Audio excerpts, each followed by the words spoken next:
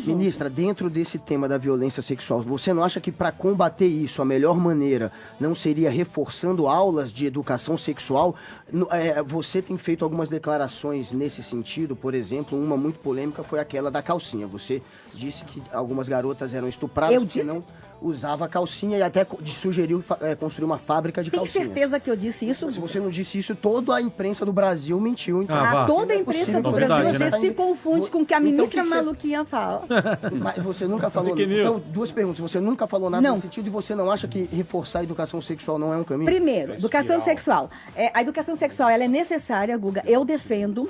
E o presidente da República, a gente conversa muito sobre isso. É verdade. Nós não vimos nenhuma declaração do atual ministro, de mim, contra a educação sexual.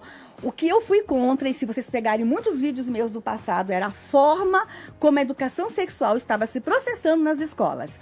Pessoas sem preparo algum falando do tema com criança. Por exemplo, Guga, vou dar só um exemplo. Eu encontrei em Nilópolis uma cartilha que foi distribuída para crianças de 13 anos, 12, 13 anos, que na capa da cartilha tinha 4 homens fazendo sexo ao mesmo tempo. Nossa.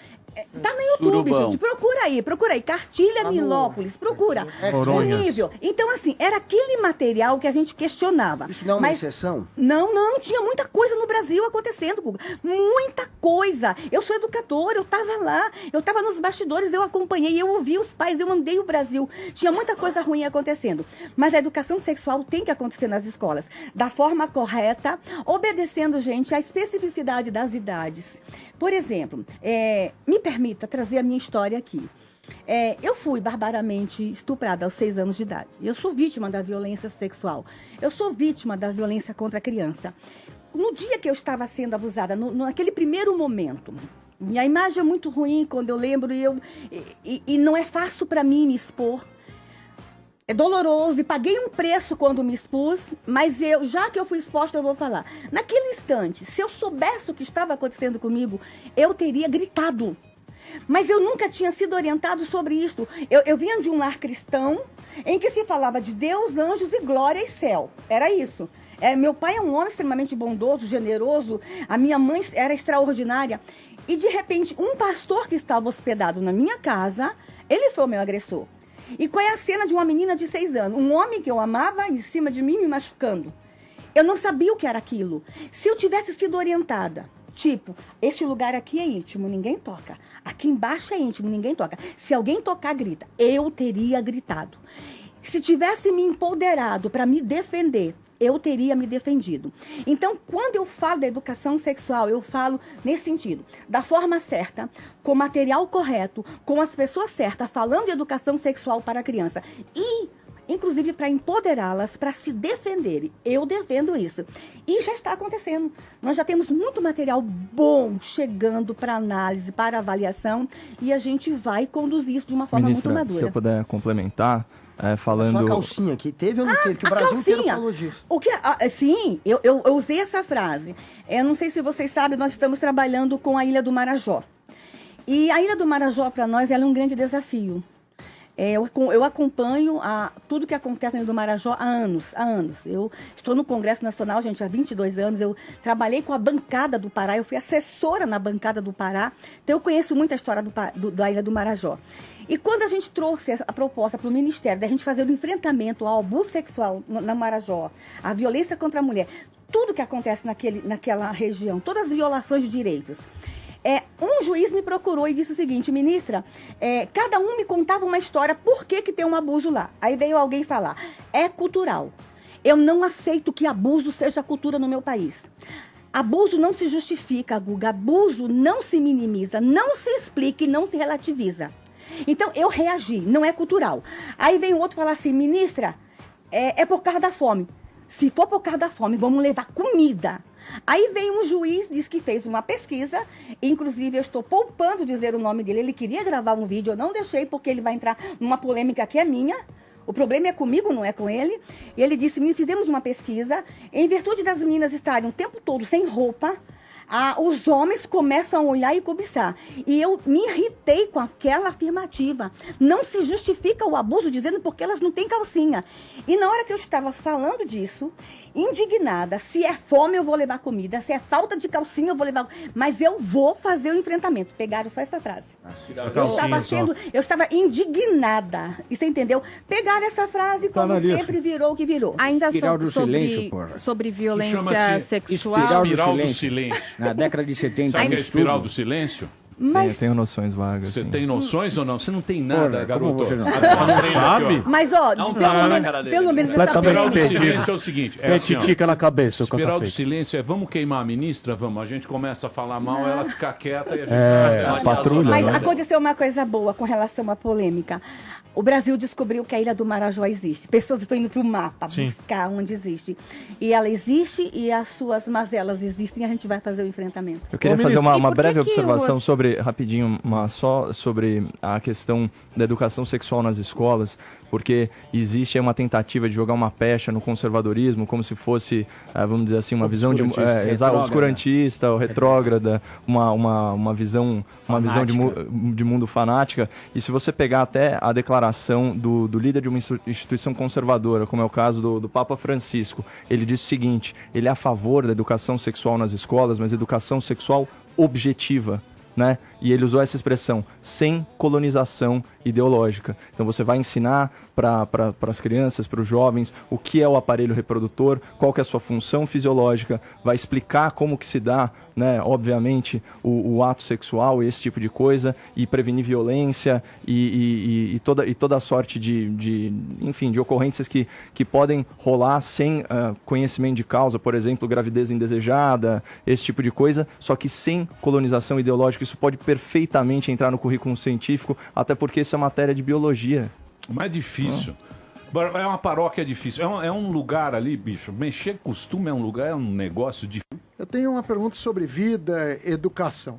Na verdade, são duas em uma. Primeira, se a escola, no seu entendimento, deve estudar Darwin, a teoria científica da evolução, ou se deve, que vai contra, de certa forma, os princípios cristãos disso. E a segunda, você tem fertilização in vitro, e os embriões que não são fecundados, eles são desperdiçados. Se a senhora não acha que isso poderia ajudar a pesquisa genética em células-tronco, como já salvaram alguns casos? A lei de biossegurança já foi aprovada e já estabelece regras bem claras com relação à manipulação de embriões no Brasil.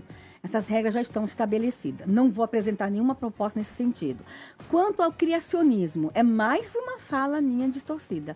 Eu não defendi essa bandeira, mas entendo que existe uma corrente científica, tá, que defende o criacionismo científico. Qual que é a corrente? Cientificismo moderno. Existe sim, existe muito cientista. Não, eu estou perguntando qual, que eu não conheço.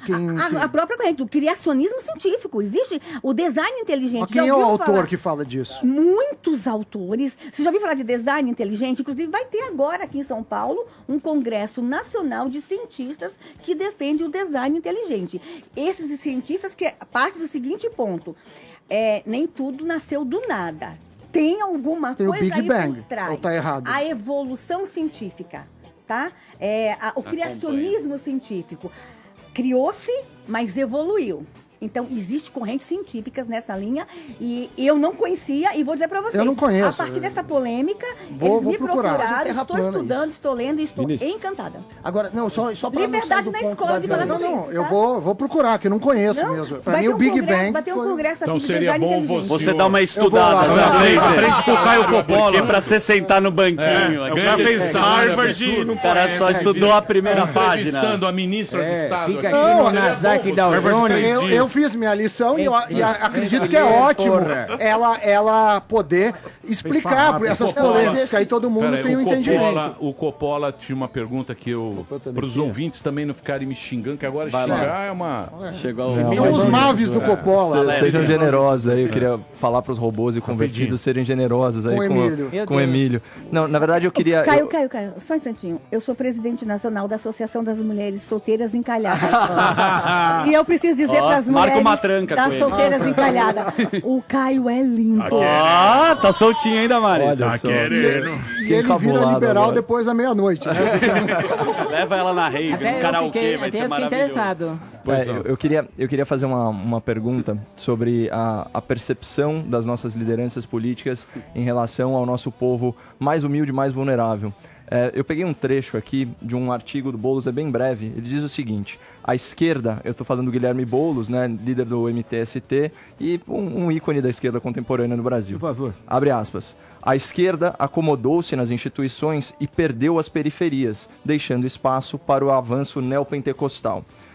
Percebe-se, né, o que a gente depreende dessa fala é que a esquerda vê a periferia como um exército de militantes em potencial, né, como se ele pudesse ser tutelado, como se ele pudesse ser guiado, conduzido, comulgado, e vê os evangélicos como concorrentes nessa missão, ignorando completamente as motivações filosóficas e religiosas, indo só para a questão política. Eu queria saber como a senhora responde esse tipo de visão de mundo, né, no caso do Guilherme Boulos, e esse preconceito velado contra o público evangélico.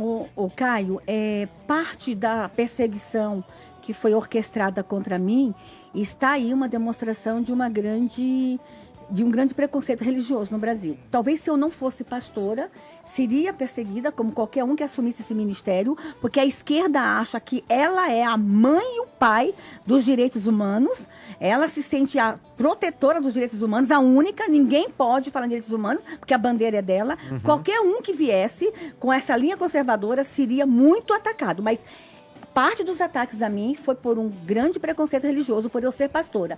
Como ser pastora e neopentecostal me tirasse capacidade de raciocinar, capacidade de liderar, capacidade de estar administrando, estar ali na frente de um ministério. Então, assim, esse preconceito religioso existe no Brasil. Nós evangélicos somos realmente desrespeitados muitas vezes, somos perseguidos.